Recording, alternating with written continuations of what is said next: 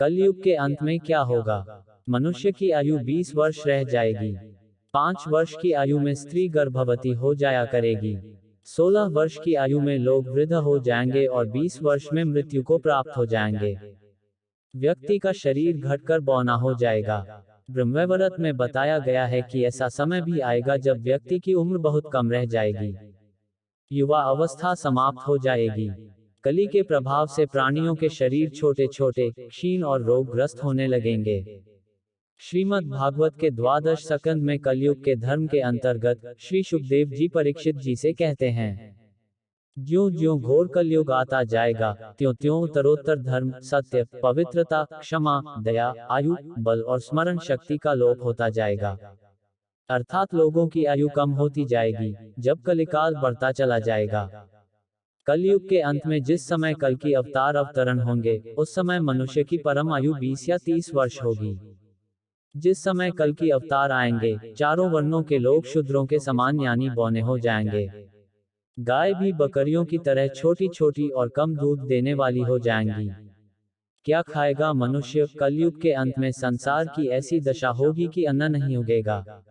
लोग मछली, मांस ही खाएंगे और भेड़ व बकरियों का दूध पिएंगे। गाय तो दिखना भी बंद हो जाएगी। होगी तो वह बकरी समान होगी। एक समय ऐसा आएगा जब जमीन से अन्न उपजना बंद हो जाएगा। पेड़ों पर फल भी नहीं लगेंगे। धीरे धीरे ये सारी चीजें विलुप्त हो जाएंगी। गाय दूध देना बंद कर देगी। कैसा होगा मनुष्य का स्वभाव? स्त्रियां कठोर स्वभाव व कड़वा बोलने वाली होंगी। वे पति की आज्ञा नहीं मानेंगी। जिसके पास धन होगा उसी के पास स्त्रियां रहेंगी।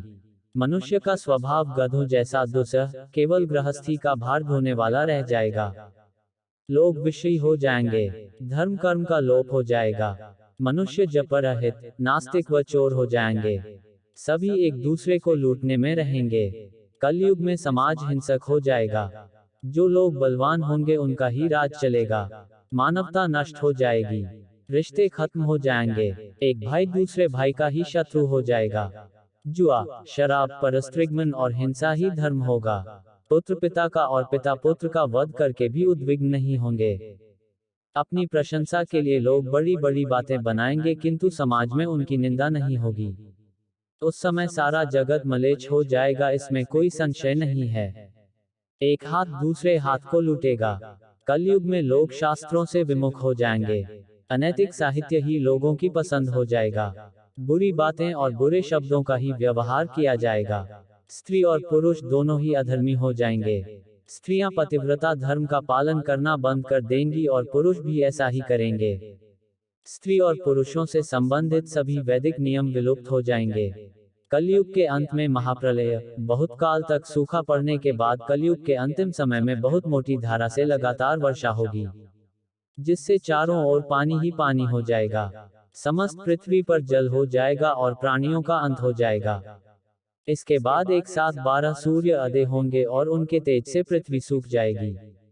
कलयुग के अंत में भयंकर तूफान और भूकंप ही चला करेंगे। लोग मकानों में नहीं रहेंगे। लोग गड्ढे खोद कर रहेंगे। धरती का 3 हाथ अंश अर्थात 4.5 फुट नीचे तक उपजाऊ अंश नष्ट हो जाएगा।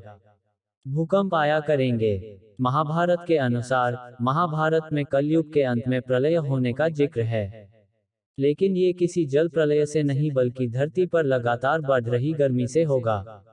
महाभारत के वन पर्व में उल्लेख मिलता है कि कलयुग के अंत में सूर्य का तेज इतना बढ़ जाएगा कि 7 समुद्र और नदियां सूख जाएंगी।